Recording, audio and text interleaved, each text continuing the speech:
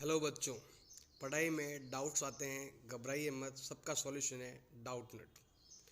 बच्चों, आपका किसी भी सवाल में अटक गए हो या आपसे सॉल्व नहीं हो पा रहा है, बस आपको उस क्वेश्चन का फ़ोटो लेना है, उसको क्रॉप करना है और 5 सेकंड के अंदर अंदर उस क्वेश्चन का वीडियो सॉल्यूशन आपको मिल जाएगा।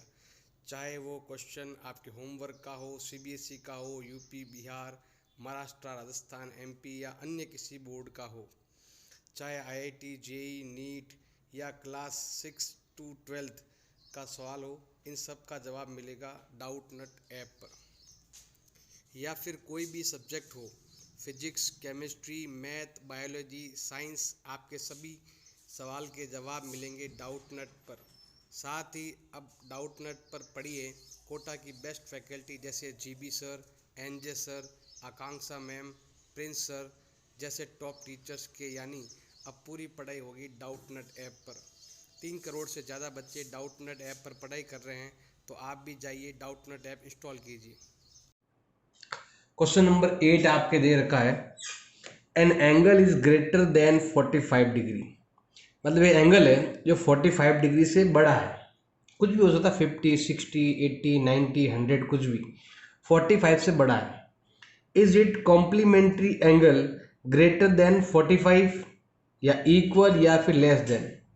मतलब उसका जो कॉम्प्लीमेंट्री एंगल है वो क्या होगा, ग्रेटर होगा, इक्वल होगा या फिर लेस देन होगा। तो यहाँ पर हम एक एंगल लेते हैं, कॉम्प्लीमेंट्री एंगल का ही एक एंगल लेते हैं। तो यहाँ पर हम लेते हैं कोई भी एक एंगल, लेट एज्यूम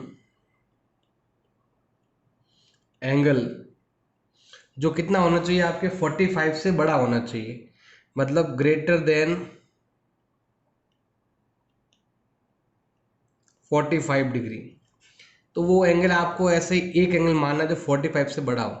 तो हम मान लेते हैं लेट कोई एंगल 1 है जो हो जाएगा आपके ऐसे ही 50 डिग्री मान लेते हैं, मतलब 45 से बड़ा लेना है आपको, तो मैंने ले लिया। अब हमें कॉम्प्लीमेंट्री बनाना है, तो कॉम्प्लीमेंट्री एंगल जो होगा उसका सेकंड, वो 45 से बड़ा होगा, इक्वल होगा या लेस देन होगा, ये हमें बताना है। तो सभी जानते हैं, वी नो दैट, हम जानते हैं कॉम्प्लीमेंट्री के लिए क्या करना होगा, उन दोनों एंगल का सम कितना होना चाहिए, हमेशा 90 डिग्री होना चाहिए। तो if two angles are complementary, दो एंगल कॉम्प्लीमेंट्री कब हो सकते हैं, जब उनका सम कितना हो, 90 डिग्री हो। तो मतलब कोई एंगल है 1 और दूसरा एंगल है 2, उन दोनों का सम 90 हो रहा है, तब वो क्या होते हैं, कॉम्प्लीमेंट्री होते हैं। अगर एंगल 1 जो आपके 45 से बड़ा है, मतलब 50, 47, कुछ भी मान लो, मर्जी है, जो आपको कुछ ना कुछ तो मानना ही पड़ेगा, 50 डिग्री मानो, 60 मानो, 70 मानो, कुछ भी मानना पड़ेगा। तो मैंने यहाँ पर माना हुआ है 50, तो हमारा सेकंड एंगल क्या होगा, उधर माइनस कर दो, तो एंगल 2 हो जाएगा 90 माइनस 50 इजिकल टू क्या आएगा, 40। मतलब अगर हम एक एंगल 45 से बड़ा मानते हैं तो सेकंड एंगल क्या होगा, 45 से छोटा आएगा। मतलब जैसे यहाँ पर दे रखा ना एंगल आपके कम, तो लेस देन आ रहा है, मतलब ये वाला। तो आप यहाँ पर लिख सकते हो the complementary angle would B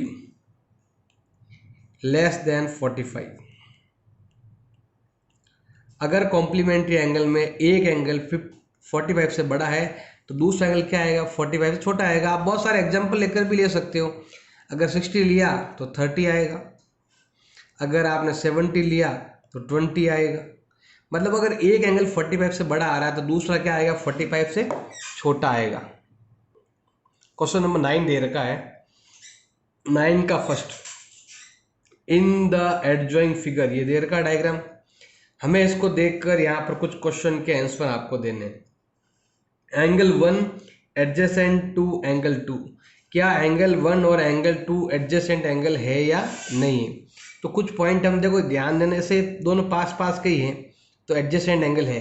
फिर भी इसके लिए कुछ लाइनें मैं लिख देता हूँ, एडजेसेंट के लिए क्या क्या होना जरूरी है। तो हम यहाँ पर लेते हैं एंगल 1 और एंगल 2 के बारे में लेते हैं, ये एंगल और ये एंगल। तो इसमें 2-3 पॉइंट होने चाहिए, अगर वो पॉइंट है तो एडजेसेंट एंगल है। पहला, इसमें होना चाहिए आपके कॉमन, जो होना चाहिए कॉमन वर्टेक्स होना चाहिए, हैव ए कॉमन वर्टेक्स होना चाहिए। कॉमन वर्टेक्स मतलब ये कोना, इसी से एंगल 1 और 2 दोनों निकलने चाहिए, तो है यहाँ पर ये ओ, पहला पॉइंट है आपके। सेकंड पॉइंट मैं यहाँ पर लेता हूँ, अगर एडजेसेंट एंगल है इसका मतलब है इसमें कॉमन भी आएगा, they have a common line, common line होनी चाहिए ओसी। ये देखो ओसी लाइन, ये कॉमन लाइन इस एंगल के लिए भी है और यही लाइन एंगल 1 है, मतलब इस लाइन के टच में एंगल 1 भी है और इस लाइन के टच में एंगल 2 भी है। तो दूसरा पॉइंट भी आ गया आपके। एक पॉइंट और ले सकते हैं, इसमें देयर इज नो ओवरलैपिंग, इसमें ओवरलैपिंग नहीं है, मतलब एक दूसरे को ओवरलैप नहीं कर रहे हैं, ओवरलैपिंग ऑफ एंगल्स। ऐसा नहीं है कि एंगल 2 इसको ओवरलैप कर रहा है, मतलब इसको ऊपर जा रहा है, या एंगल 2 एंगल 1 के अंदर आ रहा है, ऐसा ओवरलैपिंग भी नहीं है। इसका मतलब ये दोनों क्या है, एडजेसेंट एंगल है। इसका मतलब हम यहाँ पर लिख सकते हैं दे आर एडजेसेंट एंगल, क्योंकि ये दोनों आपस में क्या हो रहे हैं, मतलब पास पास के हैं, जिसका वर्टेक्स सेम है, कॉमन लाइन सेम है और एक दूसरे को ओवरलैप भी नहीं कर रहे हैं। सेकंड पॉइंट देखते हैं यहाँ पर हम, ये कह रहा है AOC एडजेसेंट टू AOE। जैसे हमने एंगल 1-2 में किया था वैसे ही इसमें करके देखना है आपको, angle AOC and angle AOE इन दोनों में। तो ये कहाँ पर आया हुआ है, पहले ये ध्यान रखना पड़ेगा। देखो भाई AOC और AOE ध्यान से देखना भाई, एक एंगल है आपके ये वाला AOC, ये वाला एंगल 1, दूसरा है एंगल AOE ये रहा। इसमें देखो वर्टेक्स तो सेम है, बट यहाँ पर एक एंगल दूसरे को ओवरलैप कर रहा है, मतलब एंगल नंबर ये वाला जो है ना, इसके अंदर एंगल 1 भी आ रहा है और ये भी आ रहा है, मतलब ये ओवरलैप हो रहा है, मतलब ये एंगल 1 है ना, इधर भी आ रहा है और बड़े वाले में भी आ रहा है, मतलब एंगल 1 दो जगह आ रहा है, इस छोटे वाले में भी आ रहा है और बड़े वाले में भी आ रहा है। अगर 3 पॉइंट में से एक भी काम नहीं करता है, जैसे मैंने क्वेश्चन नंबर 1 में बताया था, तो वो पॉइंट आप यहाँ पर लिख सकते हो। तो यहाँ लिखेंगे हम एंगल्स आर ओवरलैपिंग। आप चाहो तो डायग्राम में ऐसा बना भी सकते हो दिखाने के लिए कि ये दोनों एंगल क्या हो रहे हैं, ओवरलैपिंग हो रहे हैं ईच अदर। इसका मतलब है ये दोनों एंगल जो है ना, they are not adjacent angle, ये दोनों एडजेसेंट एंगल नहीं है, क्योंकि ओवरलैप हो रहा है, मतलब एंगल 1 के ऊपर ही आ रहा है। इस एंगल के ऊपर कोई एंगल आ जाए ना तो फिर वो आपके एडजेसेंट एंगल नहीं होते। क्वेश्चन नंबर 9 दे रखा आपके 9th का third, do COE and EOD। कौन कौन सा है ध्यान से देख लेना भाई। एक तो है भाई आपके COE, तो ये रहा COE, मतलब ये वाला एंगल नंबर 2, और दूसरा है भाई आपके EOD, तो ये रहा भाई आपका EOD, ये एंगल। क्या ये और ये एंगल क्या आपके लीनियर पेयर हो सकते हैं, तो उसके लिए देखो ध्यान देना भाई, एक तो आपको ये लाइन ध्यान रखनी है, ये वाली लाइन देखो ध्यान रखना भाई, बता देता हूं। एक तो ये लाइन और एक ये लाइन, कॉमन लाइन होनी जरूरी है। तो यहाँ पर कुछ कारण लिखने पड़ेंगे कि दोनों एंगल लीनियर पेयर है या नहीं है। तो यहाँ पर हम लिखते हैं एंगल COE के बारे में और एंगल आपके EOC के बारे में। इसमें भी 2-3 कारण हमें मालूम होने चाहिए। पहला पॉइंट, पहला तो आपको होना चाहिए कॉमन वर्टेक्स होना चाहिए, कॉमन वर्टेक्स जो O है, मतलब ये वाला, इसी से ये एंगल भी बन रहा है, इसी से ये, मतलब सेंटर में ये रहा, देखो जो एंगल सेंटर के अंदर है ना वो O, common vertex. COE EOD है ये वाला EOD। तो दोनों क्या है, कॉमन वर्टेक्स हो गया। दूसरा पॉइंट हमारे पास होना चाहिए कॉमन साइड। कॉमन साइड भी होनी चाहिए, जैसे उसमें होता है ना आपके एडजेसेंट में, ऐसे कॉमन साइड होनी चाहिए। तो देखो कॉमन साइड है ये साइड है, कॉमन है, इधर भी काम आ रही है, इधर भी काम आ रही है, OE। एक और पॉइंट होना जरूरी है, वो है स्ट्रेट लाइन होना जरूरी है। तो हम यहाँ पर लिख सकते हैं देयर अनकॉमन, जो कॉमन तो नहीं है but side COD form A line, मतलब वो लाइन की फॉर्म में होनी चाहिए, फॉर्म से लाइन। मतलब ये लाइन जो है ना कॉमन तो नहीं है, मतलब आधा भाग इधर काम आ रहा, आधा भाग इधर काम आ रहा, बट ये लाइन होनी चाहिए, स्ट्रेट लाइन ऐसा होनी चाहिए, या स्ट्रेट एंगल होना चाहिए, ये भी आप कह सकते हो। अगर ये तीनों ही पॉइंट इसके अंदर काम आ रहे हैं, मतलब कॉमन वर्टेक्स O, यहाँ पर ये कॉमन साइड, और ये COD straight line, OE common line, तो ये सब चीज़ें होनी चाहिए, तभी हम कह सकते हैं कि they form a linear pair. इसका मतलब दोनों क्या है आपके, लीनियर पेयर है। तो लीनियर पेयर के लिए ये चीज़ होना जरूरी है, 3 पॉइंट होने जरूरी है। नेक्स्ट है आपके BOD एंड DOA सप्लीमेंट्री और लीनियर पेयर एक ही बात है। लीनियर पेयर में भी दोनों एंगल का सम 180 होता है, सप्लीमेंट्री में भी दोनों का एंगल का सम 180 होता है। तो नियम दोनों सेम ही लगते हैं सप्लीमेंट्री और लीनियर पेयर में। तो हमें 2 एंगल है, एक एंगल है भाई आपका BOD, एक एंगल है भाई आपका DOA। इसमें भी जो हमने थर्ड में किया था वही हमें यहाँ पर करना है। तो सबसे पहले कॉमन वर्टेक्स होना चाहिए। तो कॉमन वर्टेक्स क्या है भाई आपके O। देखो ध्यान देना भी कौन सा एंगल के बारे में बात कर रहा हूँ। एक तो है BOD, तो BOD कहाँ पर आया हुआ, ये रहा भाई, मतलब एंगल नंबर 4 के बारे में बात कर रहा हूँ। और दूसरा है आपके DOA, मतलब ये वाला एंगल नंबर 5, लगातार 2 एंगल है, इनके बारे में मैं बात कर रहा हूँ। तो दोनों का कॉमन वर्टेक्स है क्या, हाँ है कॉमन वर्टेक्स, क्योंकि इसके अंदर भी बीच में O है, इसमें भी O है, तो O आ रहा है। कॉमन साइड आ रही है क्या, तो कॉमन साइड भी है इसके अंदर। देखो यहाँ पर OD नाम इधर भी है, OD नाम इधर भी है। देखो DO लाइन जो आपके दोनों में ही आ रही है, DO इधर भी है, DO इधर भी है। फिर है आपके देयर अनकॉमन साइड, तो एक अनकॉमन साइड है ये वाली, जिसका नाम है AOB।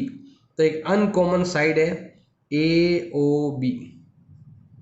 इसका मतलब है ये जो लाइन है अनकॉमन लाइन है, और साथ में इस एंगल में भी काम आ रही, इसमें काम आ रही, और स्ट्रेट लाइन है।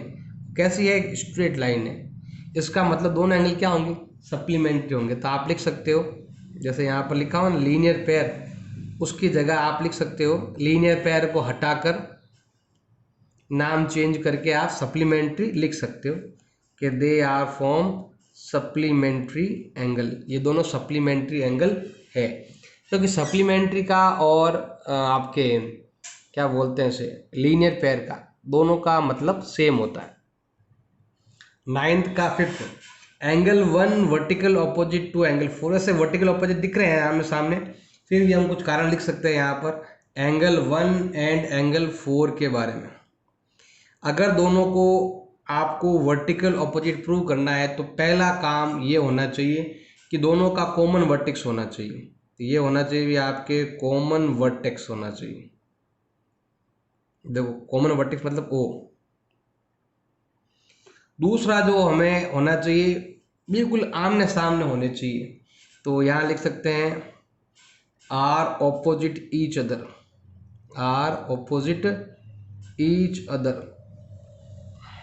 देखो बिल्कुल आमने सामने होने चाहिए, और इसमें 2 लाइनें भी होनी चाहिए, 2 लाइन और भी लिख सकते हैं इसमें, 2 लाइन इंटरसेक्ट ईच अदर।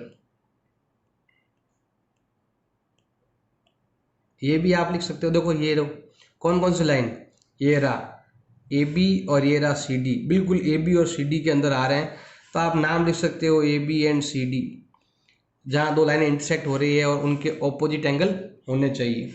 तो हम यहाँ पर लिख सकते हैं यस, ये दोनों क्या है, वर्टिकल ऑपोजिट एंगल है। तो हम यहाँ लिख सकते हैं yes angle 1 is vertically opposite to angle 4। तो एंगल 1 एंगल 4 का वर्टिक्स मतलब वर्टिकल ऑपोजिट है, 4 1 का वर्टिकल ऑपोजिट है। अब सिक्स्थ है आपके, what is the vertical opposite angle of 5। तो हमें बताना है एंगल 5 का वर्टिकल ऑपोजिट एंगल। सेम जो हमने फिफ्थ में किया था वही हमें सिक्स्थ में करना है। तो फिफ्थ में क्या किया था, कॉमन वर्टिक्स, ये रहा कॉमन वर्टिक्स ओ। दूसरा आर ऑपोजिट ईच अदर, बिल्कुल ऑपोजिट होना चाहिए। तो ऑपोजिट में देखो ध्यान देना भाई, ये एंगल है ऑपोजिट में, तो इन दो लाइनों से होना चाहिए। तो यहाँ पर लाइनों को भी आपको ध्यान रखना है कि दो लाइनें इंटरसेक्ट ईच अदर। जैसे यहाँ पर नाम है आपके ए बी और सी डी, यही नाम है, देख लेना, ए बी और सी डी, दो लाइनें इसमें इंटरसेक्ट भी होनी चाहिए और दोनों एक दूसरे के ऑपोजिट होने चाहिए। तो यहाँ पर ये देख लो, ये लाइन और ये लाइन आपके क्रॉस हो रही है, तो जैसे इधर एंगल है तो वैसे इधर एंगल, ये वाला पूरा, मतलब ये वाला बी ओ सी एंगल। तो एंगल 5 का जो आप लिख सकते हो vertical opposite angle of angle 5 is हो जाएगा आपके एंगल बी ओ सी हो जाएगा, ये एंगल पूरा, ये ऐसे दो लाइनें जहाँ पर भी इंटरसेक्ट हो रही है, अगर इधर नंबर 5 आ रहा तो इधर ये पूरा आएगा, इसमें दो एंगल साथ में आएंगे, एंगल 2 और एंगल 3। तो वर्टिकल 5, एंगल 5 का वर्टिकल होगा आपके एंगल बी ओ सी होगा। क्वेश्चन नंबर 10 है, indicate which pair of angle are vertical opposite angle बताना है। तो अगर देखो इसके लिए दो लाइनें चाहिए हमें, तो यहाँ पर ये लाइन और एक ये लाइन, एक तो हो गई भी, देखो मैं बताऊँ आपको, ये लाइन और एक हो गई ये लाइन, जो पूरा कंप्लीट लाइन है। अब हमें अगर इसमें निकालने हैं वर्टिकल ऑपोजिट निकालने हैं, तो मैं इसमें निकाल रहा हूँ वर्टिकल ऑपोजिट एंगल। अगर आपका 1 है तो दूसरा क्या होगा आपके 4 होगा, तो ये हो जाएगा एंगल 1 एंड एंगल 4, तो ये हो जाएगा आपके वर्टिकल ऑपोजिट एंगल। अगर हम इधर की बात करते हैं तो ये एंगल बहुत बड़ा है, मतलब ये एंगल 5 है, इधर बहुत बड़ा ये वाला, तो इधर भी बहुत बड़ा आना चाहिए ये वाला, तो दोनों को साथ में लिखना पड़ेगा आपको। तो यहाँ लिख सकते हैं कि एंगल 5 और इधर दोनों का साथ में जोड़, मतलब एंगल 2 प्लस एंगल 3, तब जाकर बनेगा वर्टिकल ऑपोजिट एंगल। एक ये सिंगल, इधर ये डबल, एक ये वाला और एक इधर वाला, जिसे कहते हैं वर्टिकल ऑपोजिट एंगल। अब लेते हैं हम सेकंड, जिसका मतलब होता है भी आपके लीनियर पेयर। तो लीनियर पेयर के लिए आनी चाहिए बिल्कुल स्ट्रेट लाइन, तो हम इसी के अंदर बनानी पड़ेगी आपको स्ट्रेट लाइन। तो सबसे पहले मैं बना रहा हूँ ये लाइन, इस लाइन के पहले इधर वाले एंगल लेंगे, पहले एक लाइन ले रहा हूँ मैं, केवल इस लाइन के बारे में मैं बात कर रहा हूँ। तो ये हो जाएगा देखो आपके एंगल 1 और एंगल 5।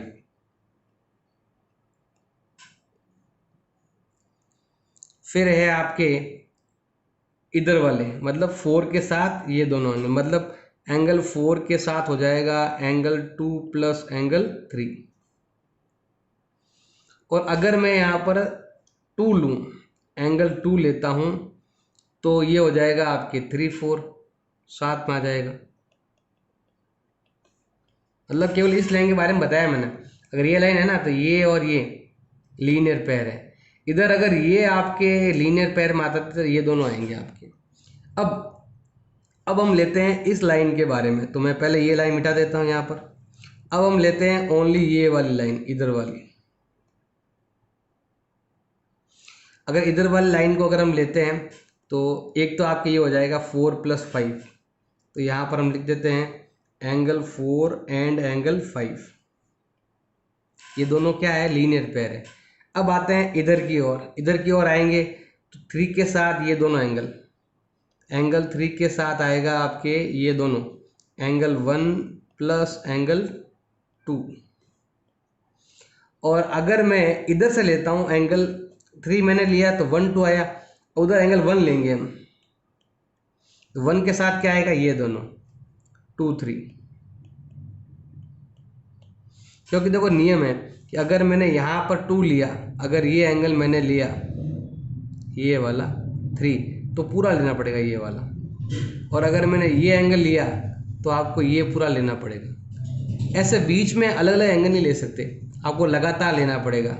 आपको जैसे ये लाइन है तो ऐसे लेना पड़ेगा, एक इधर का और एक इधर का, बीच में से एक एंगल लेकर नहीं कर सकते। तो ये सब क्या होंगे, आपके लीनियर पेयर होंगे, इनको कहेंगे लीनियर पेयर। क्वेश्चन नंबर 11 है, इन द फॉलोइंग फिगर, ये डायग्राम दे रखा है, हमें बताना है कि 1 एडजेसेंट टू एंगल 2, क्या एंगल 1 और एंगल 2 एडजेसेंट एंगल है या नहीं है। अगर है तो भी रीज़न बताओ, और नहीं है तो भी रीज़न बताओ। तो मैंने आपको क्वेश्चन नंबर 9 में या उससे पहले भी मैंने बताया था आपको कि अगर आपको प्रूव करना है कि एंगल 1 एंड एंगल 2 अगर वो एडजेसेंट है तो इसमें एक चीज़ सबसे पहले आनी चाहिए, कॉमन वर्टिक्स। तो यहाँ पर देखो इसका वर्टिक्स अलग है, कोना कहते हैं, इसका कोना अलग है, इसका कोना अलग है, इसका वर्टिक्स अलग, इसका वर्टिक्स अलग। तो यहाँ पर जो एंगल है उन एंगल्स के जो है ना वर्टिक्स क्या है, सेम नहीं है, do not have a common vertices, दोनों का कॉमन वर्टिक्स नहीं है, दोनों का कॉमन वर्टेक्स नहीं, ये अलग है इसका कोना, ये एंगल अलग बना हुआ, ये एंगल अलग बना हुआ, दोनों पास पास में भी नहीं। तो इसका मतलब है आप यहाँ पर लिख सकते हो angle 1 is not adjacent to angle 2। तो एंगल 1 एंगल 2 का एडजेसेंट नहीं है, क्योंकि दोनों का कॉमन, मतलब जैसे यहाँ पर है ना एंगल 1 इधर है तो एंगल 2 भी इधर ही होना चाहिए, मतलब ये जो है ना कॉमन वर्टेक्स नहीं है, कॉमन एंगल का जो कोना है ना ये कॉमन होना चाहिए, इधर भी काम आए इधर भी काम आए, वो नहीं है इसमें। क्वेश्चन नंबर 12 है, 12 का फर्स्ट और सेकंड, इसमें आपको एक्स वाई जेड फाइंड करने हैं। तो यहाँ पर देखो ये दो लाइन क्रॉस हो रही है, एक एंगल इधर का और एक इधर का, दोनों क्या होते हैं, इक्वल होते हैं। तो अभी मैं फर्स्ट करवा रहा हूँ, फर्स्ट के अंदर एंगल एक्स ले रहे हैं, वो कितना होगा आपके 55 डिग्री। जब भी दो लाइन क्रॉस होती है तो ये और ये बराबर होते हैं, उसका कारण आप लिख सकते हो वर्टिकली ऑपोजिट एंगल, मैं तो शॉर्ट लिख रहा हूँ, आप पूरा नाम लिख सकते हो वर्टिकल ऑपोजिट एंगल। तो एक्स का वैल्यू आ गया।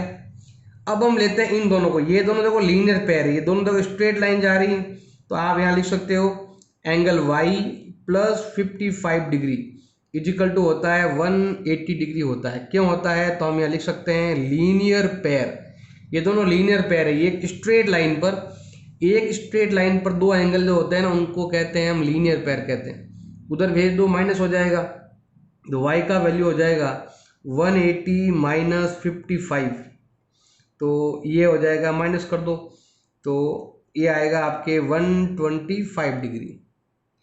अब हमें z भी फाइंड करना है, तो y और z भी क्या है, वर्टिकल ऑपोजिट एंगल है, जितना आपके y है उतना ही आपके z होगा। क्यों होगा, तो वर्टिकल ऑपोजिट एंगल। ये हमने एंगल यहाँ पर x फाइंड कर दिया था, यहाँ से हमने y फाइंड कर लिया था, अब हम यहाँ से हम z फाइंड कर रहे हैं, जितना y होगा उतना ही z होगा। y कितना है 125 है, तो z भी कितना होगा 125 होगा, क्योंकि दोनों ही एंगल वर्टिकल ऑपोजिट एंगल है, इसलिए जितना एंगल y उतना एंगल क्या होगा आपके z होगा। 12th का सेकंड देर का ये वाला, इसमें भी आपको एक्स वाई जेड फाइंड करना है। सबसे पहले लेते हैं देखो z, इजी मालूम, क्योंकि देखो ये लाइन और ये लाइन क्या हो रही है, क्रॉस हो रही है, मतलब ये लाइन और ये लाइन क्रॉस हो रही है, तो एक एंगल इधर का और एक एंगल इधर का क्या होगा भाई आपके बराबर। तो हम यहाँ लिखेंगे, सेकंड लिख रहा हूँ मैं, पहला पॉइंट फाइंड कर रहे हैं, तो एंगल z जो है ना वो होगा आपके 40 डिग्री होगा। क्यों होगा, वर्टिकली ऑपोजिट एंगल, शॉर्ट में लिख सकते हो, पूरा नाम लिख देना vertically opposite angle.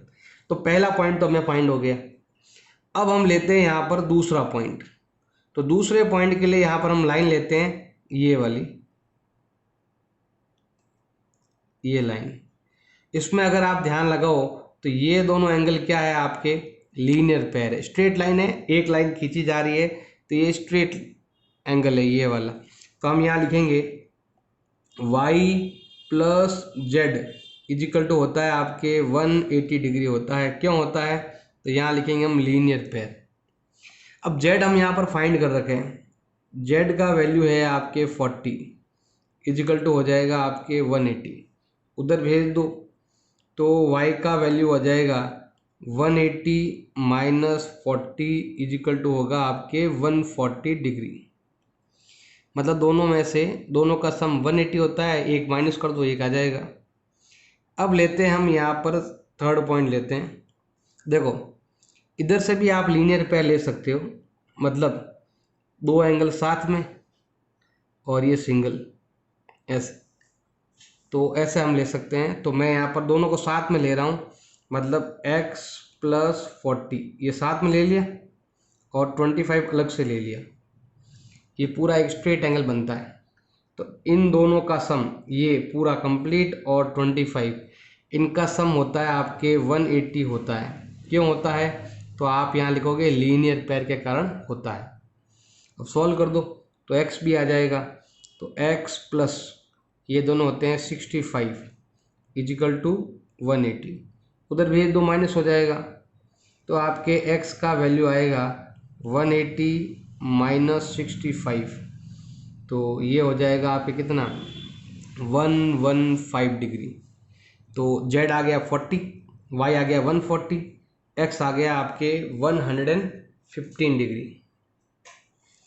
Question number 13 दे रखा है फिल इन द ब्लैंक, ये ब्लैंक फिल करना है आपको। पहला, टू एंगल आर कॉम्प्लीमेंट्री, बताओ दो एंगल जो कॉम्प्लीमेंट्री है उनका सम कितना होना चाहिए। तो कॉम्प्लीमेंट्री के बारे में मैंने बता रखा है, जिन दोनों एंगल का सम 90 डिग्री हो वो एंगल क्या होते हैं, कॉम्प्लीमेंट्री एंगल होते हैं।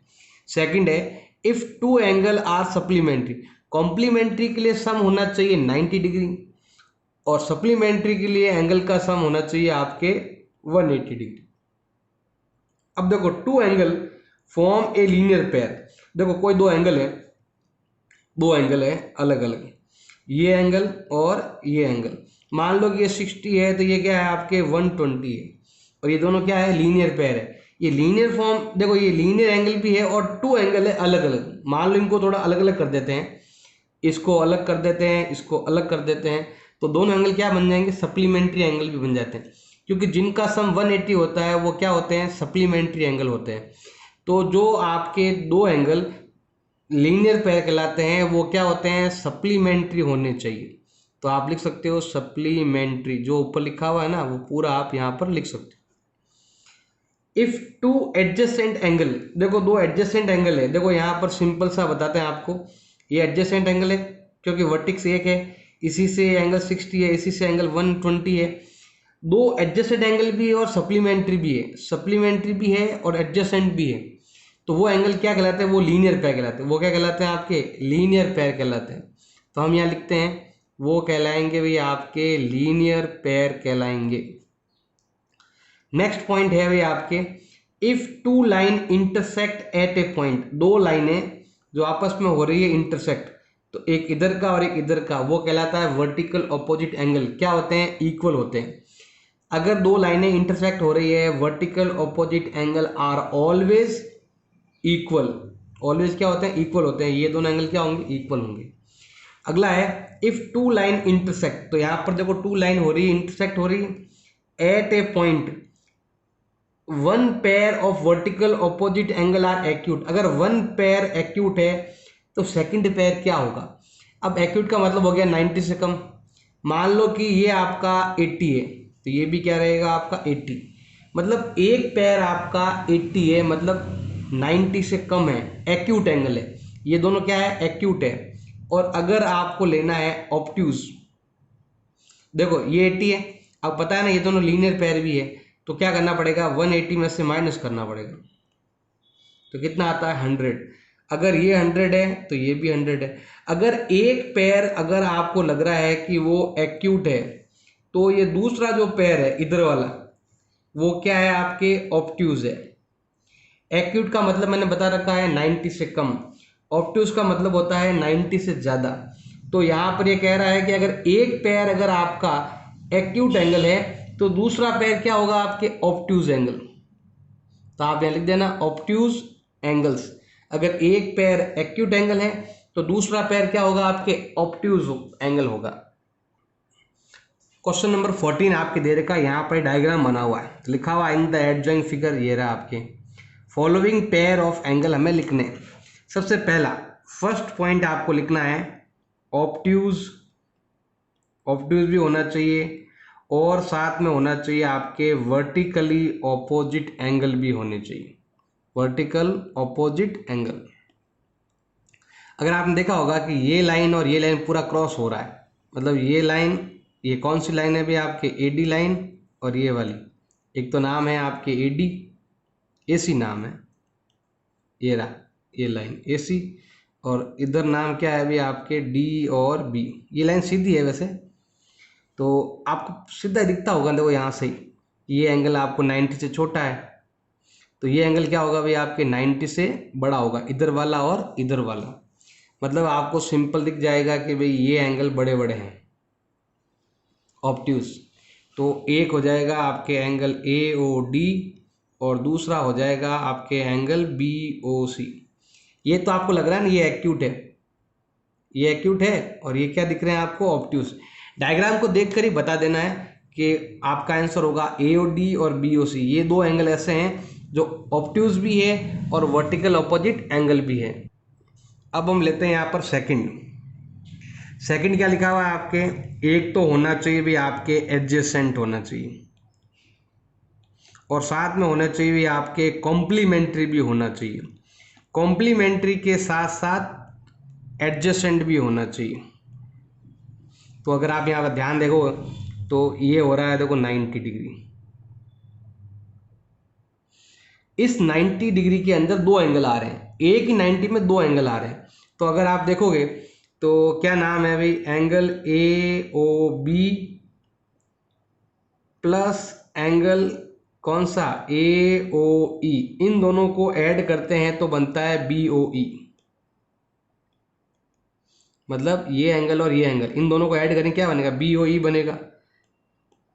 ए ओ बी और एंगल ए ओ ई को अगर ऐड करते हैं तो क्या आता है 90 डिग्री भी आता है, ये रहा बी ओ ई 90। ये दोनों एंगल से आपके एडजेसेंट भी बन रहा है और 90 भी आ रहा है। इसका मतलब है कि आपके angle A O B and angle A O E are, ये लिख सकते हो आप, एडजेसेंट कॉम्प्लीमेंट्री एंगल। ये दो एंगल ऐसे हैं जो एडजेसेंट भी है और साथ में कॉम्प्लीमेंट्री भी है। थर्ड पॉइंट ले रहे हैं हम, एक तो लेना है भाई आपको इक्वल, दूसरा है भाई आपके सप्लीमेंट्री एंगल्स। तो देखो इक्वल भी होना चाहिए, तो आपको पता है देखो ये एंगल और ये एंगल इक्वल है और दोनों एक ही लाइन पर आए हुए हैं, ये भी 90 डिग्री ये भी 90 डिग्री, तो ये दोनों एंगल इक्वल भी है और साथ में, तो आप यहाँ पर डायग्राम में दिखा सकते हो कि यहाँ पर दिखा कर ऐसे कि ये आपका बी है, ये ओ है, ये डी है और बीच में यहाँ पर आपके ई आ रहा है, इधर 90 इधर 90। ये दोनों एंगल इक्वल भी है और साथ में यहाँ पर ये सप्लीमेंट्री भी है। तो angle B O E and angle D O E are equal supplementary angles. ये इक्वल भी है और साथ में दोनों एंगल क्या है आपके सप्लीमेंट्री भी है। फोर्थ पॉइंट आपके दे रखा है इसके अंदर, एक तो होना चाहिए भी आपके अनइक्वल होना चाहिए, इक्वल नहीं होने चाहिए और साथ में सप्लीमेंट्री एंगल भी होने चाहिए। तो देखो अगर मैं ये एंगल और ये एंगल लेता हूँ, एक बड़ा और एक छोटा, जिसका नाम है एंगल ए ओ बी और साथ में दूसरा ले रहा हूँ मैं एंगल ए ओ डी ले रहा हूँ, ए ओ बी भी आ गया और ए ओ डी भी आ गया। अब आते हैं हम इधर की ओर। अगर मैं यहाँ पर, आप चाहो तो यहाँ पर डायग्राम बना सकते हो, जैसे मैं यहाँ पर चाहो तो डायग्राम बना सकते हो, ऐसे लाइन खींचकर, लाइन ड्रॉ करके आप एंगल बना सकते हो। जैसे मान लो ये लाइन है, मैंने बी लिख दिया, इधर डी लिख दिया और इधर हो गया ओ, ये हो गया आपकी ए। तो ये एंगल छोटा है और ये एंगल बड़ा है, ऐसे आप लिख सकते हो। तो ये एक हो गया। और भी होते हैं, तो मैं यहाँ पर ले रहा हूँ ये लाइन, ये ए ओ सी लाइन और इधर आपके बी है। तो ये दोनों एंगल भी क्या हो रहे हैं अभी आपके सप्लीमेंट्री एंगल भी है, और दोनों का सम कितना हो रहा है 180 भी हो रहा है। तो एक का नाम हो गया आपके ए ओ बी और दूसरा हो गया है आपके बी ओ सी हो गया। और कौन कौन से हो सकते हैं, तो हम इस लाइन को थोड़ा उल्टा भी ले सकते हैं। तो यहाँ पर हम लेते हैं दोनों को उल्टा एंगल भी ले सकते हो चाहो तो। जैसे ये है लाइन दे रही है ये वाली, इधर नाम है बी, इधर नाम है डी, बीच में है आपके ओ, इधर होता है आपके सी। तो ये दोनों एंगल भी क्या है आपके अनइक्वल है। तो हम यहाँ पर लिख सकते हैं angle B O C and angle क्या हो गया अभी आपके बी ओ सी और सी ओ डी। तो ये तीन एंगल ऐसे, ये तीन पैर ऐसे हैं जिनका सम 180 भी हो रहा है, बट ये आपके अनइक्वल है। तो इक्वल भी नहीं है, एक छोटा है और एक बड़ा है। फिफ्थ आपके दे रखा है एडजेसेंट एंगल भी होने चाहिए और वो लीनियर पैर नहीं होने चाहिए। मतलब एक तो आपको लेना है एडजेसेंट एंगल लेना है और साथ में आपको लेना है नॉट लीनियर पैर। आपको लीनियर पैर साथ में नहीं लिखना है। तो हम क्या करेंगे अभी देखो, ये एंगल ले सकते हैं यहाँ पर हम, ये वाला, इधर आपके ए है, ओ है, डी है और ई है। मतलब मैं ये एंगल ले रहा हूँ, ये वाला और ये वाला, जो लीनियर पैर नहीं है, मतलब 180 डिग्री इसमें नहीं आता है। तो मैं यहाँ लिख सकता हूँ angle A O E and angle D O E. बहुत सारे एग्जाम्पल दे सकते हैं। तो और इसमें अगर लेना है तो मैं इन दोनों को भी ले सकता हूँ। मतलब मैं यहाँ पर 90 डिग्री के अंदर ले सकता हूँ। इधर आपके ई है, ये ए है, ये ओ है और ये बी है। मतलब मैं इन दोनों को भी ले सकता हूँ यहाँ से, इन दोनों को। तो ये एंगल अलग हो गया आपके और ये एंगल आपके अलग हो गए। तो हम यहाँ लेते हैं angle A O E and angle A O B, इनको भी हम कह सकते हैं। अब आते हैं हम इधर की ओर। तो इधर की ओर में क्या आ जाएगा भाई आपके, जैसे ये तो 180 होता है, इनको तो हम ले नहीं सकते। तो हम क्या करते हैं यहाँ पर इन दोनों को ले सकते हो, यहाँ पर इन दोनों को। तो एक का नाम आएगा ये वाला, डायग्राम बना सकते हो D O E and D O C. बहुत सारे एंगल बनते हैं, आप चाहो तो और भी ले सकते हो। जैसे अगर मान लो मैं अगर इनको ना लेकर अगर मैं मान लो इनको भी ले सकता हूँ बड़ा, मतलब ये एंगल और ये एंगल भी आप ले सकते हो। बहुत सारे एंगल बनते हैं, आप मर्जी है जो एंगल आप ले सकते हो। तो यहाँ पर हो गया एक तो ये वाला 180 से बड़ा हो सकता है, छोटा हो सकता है, लेकिन ऐसे बहुत सारे नाम लिख सकते हो आप। तो मैंने लिख दिया angle B O D and angle C O D, मतलब ये 180 से भी बड़ा हो गया। तो ऐसे आप बहुत सारे एंगल के नाम लिख सकते हो। 2 या 3 लिख दोगे, 2 लिख दोगे तो भी